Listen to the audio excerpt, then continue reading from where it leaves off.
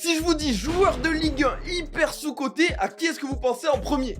Moi perso, je pense direct à Michael Pagis. Et ça tombe bien parce que ce week-end, son fils, Pablo Pagis, a inscrit un but de fou à 30 mètres avec Lorient. Et ça a forcément rappelé à tout le monde que son père, il était beaucoup trop fort. Même le commentateur sur beIN Sport, il s'est lâché. Ouverture, cette avant-dernière passe vers... Oh Pagis! Oh Michael, sors du camp de ton fils! Et Michael Pagis, les amis, ceux qui ne l'ont pas connu, vous avez raté quelque chose. Double contact, lob, frappe de fou, Madjer, le gars savait tout faire et en plus avec le sourire. Le mieux je pense c'est qu'on parte en Bretagne et que je vous raconte le jour où il a démonté à lui seul la meilleure équipe de France, sans même prendre la peine de célébrer.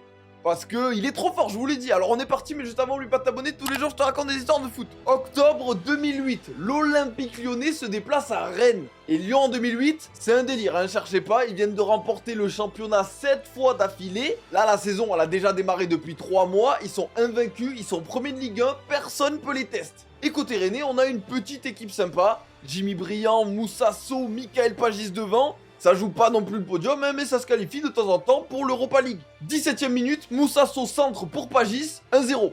On commence tranquille, deuxième mi-temps, nouveau centre, reprise de Pagis, 2-0. Pour la première fois de la saison, Lyon n'y est pas, hein, et c'est un mec de 35 ans qui est en train de leur faire la misère. 66ème minute de jeu, le ballon est renvoyé par la défense lyonnaise, et sous les yeux de Benzema qui est juste à côté, Pagis dégaine. Centre de Tomer maintenant, renvoyé par Kallström, ça revient sur Pagis. Frappe de Pagis.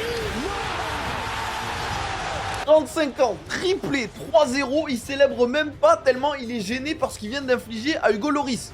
La classe à l'état pur, hein. Il avait pas des stats impressionnantes, il avait pas de sélection en équipe de France, mais c'était tellement beau à voir jouer, il a offert tellement de spectacles à Strasbourg, à l'OM ou à Rennes. Pour moi, c'est vraiment le joueur sous-coté par excellence.